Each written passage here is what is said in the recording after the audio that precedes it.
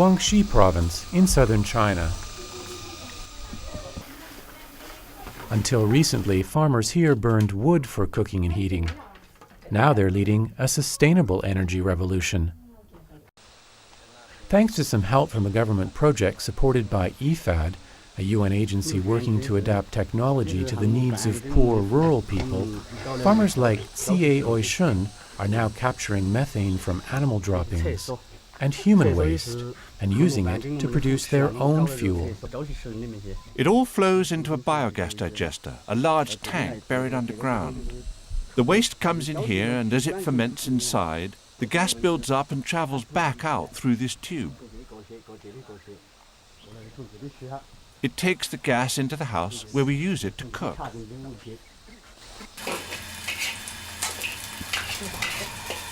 In capturing and using methane for cooking and lighting, CA not only has an abundant supply of inexpensive fuel, but he's reducing its global warming effect.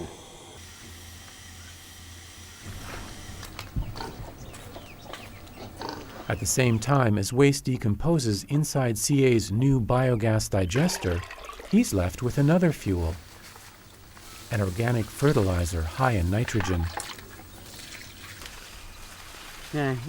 Since applying the fertilizer to my cucumber plants, they've grown much bigger than before when I use chemicals. They even taste better.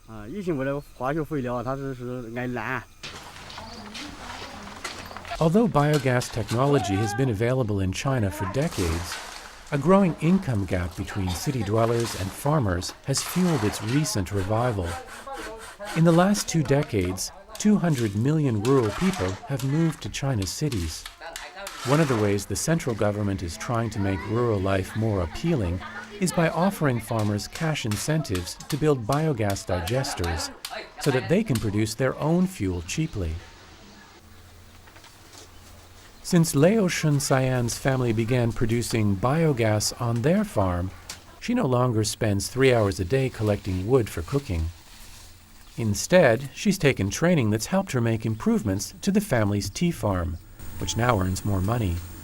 Thousands of farmers across the province have done the same, contributing to a drop in rural poverty, according to IFAD.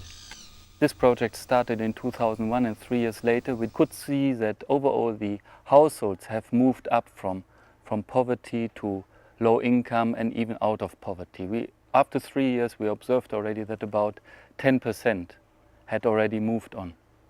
So about 20,000 households.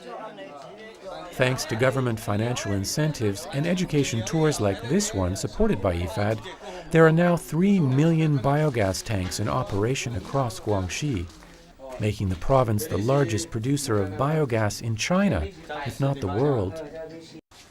As each one routes animal and human waste into biogas digesters, they not only prevent vast amounts of methane from escaping into the atmosphere, but an estimated 8 million tons of standard coal and 13 million tons of firewood from being burned each year, making Guangxi one of the greenest provinces in China.